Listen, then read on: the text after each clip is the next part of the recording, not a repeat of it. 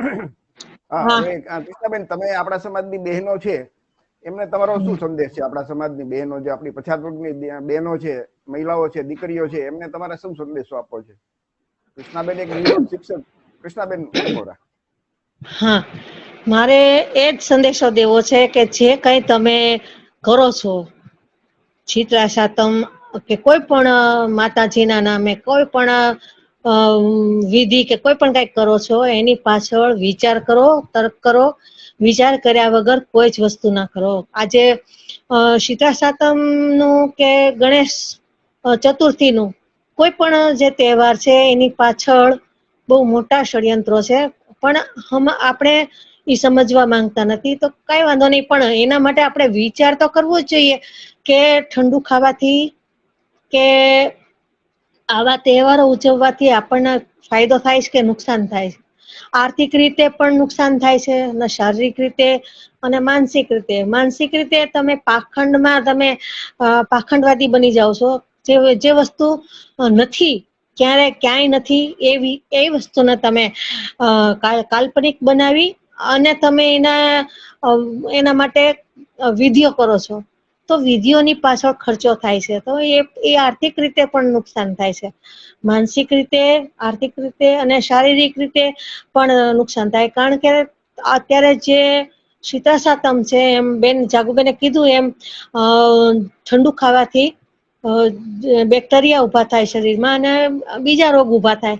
એવું ના થાય તો આવી ત્રણ ઇનસાઇટ્સ, જે સાઈડ ઇફેક્ટ છે, એ ન થાય એના માટે આપણે પેલા વિચારવું જોઈએ.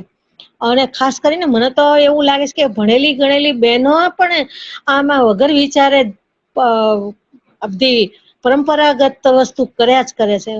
એવું કઈ નથી કે પરંપરાગત કરવી જ એની પાછળ પણ આપણે વિચારીએ કે પરંપરાગત વસ્તુ જે આપણા બાપ દાદા કરતા હતા, એ સાચી જ વસ્તુ છે એવું માની લેવું એ ખોટી વસ્તુ છે. આપણે કોઈ પણ વસ્તુ કરતી વખતે પેલા વિચાર કરવો જોઈએ કે હું જે કઈ કરું છું એ સાચું છે કે ખોટું. પેલા મગજની પર તર્ક કરો, બરાબર તર્કની ચાસણીમાં તમે બરાબર એને ચકાસો અને પછી તમે વિચાર કર્યા પછી જ પગલું ભરો. કોઈ પણ એક નહીં, કોઈ પણ વસ્તુ તમે ભગવાનના ફોટાને આગળ પણ તમે અગરબત્તી કરીને કરો તો પણ વિચાર કરો કે ફોટો છે, એ ફોટો કોણે બનાવ્યો છે? બધું જ માણસે બનાવેલું, અને છતાં માણસ પાછો એને જ પૂજા કરે.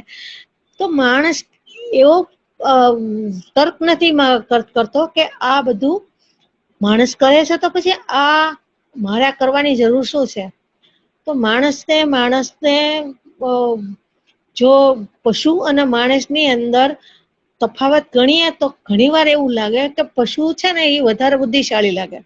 તમે વિચાર કરો કે કોઈ એક જગ્યાએ એક પથ્થર લઈ અને ઉપર સિંદૂર લગાડી અને ખોડી દે તો ત્યાં લોકો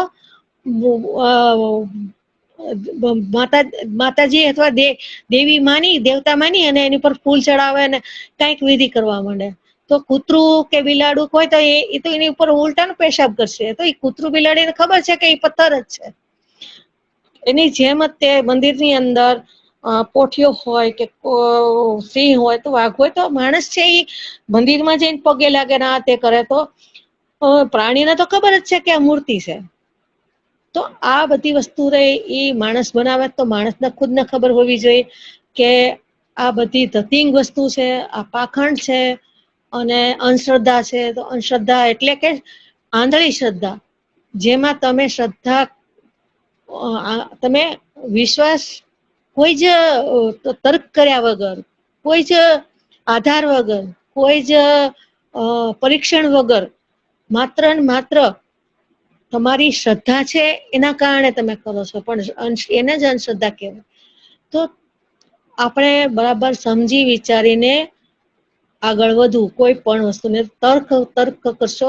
ભગવાન બુદ્ધે આપણને એ જ કીધું છે કે કોઈ પણ તમે કરો તમારા અનુભવ થાય અને તર્કની દ્વારા જ તમે એને સાચું માનો. નહીં કે બસ પરંપરાગત ચાલી આવતી વસ્તુ કે રીત રિવાજો કે આ બધું મૂકી અને તર્ક દ્વારા તમારા મગજને કસો અને આ તમે આગળ વધો. બસ જય ભીમ, નમો ખૂબ બુદ્ધાય. ખૂબ આભાર કૃષ્ણાબેન. કૃષ્ણાબેને સરસ મજાની વાત કરી.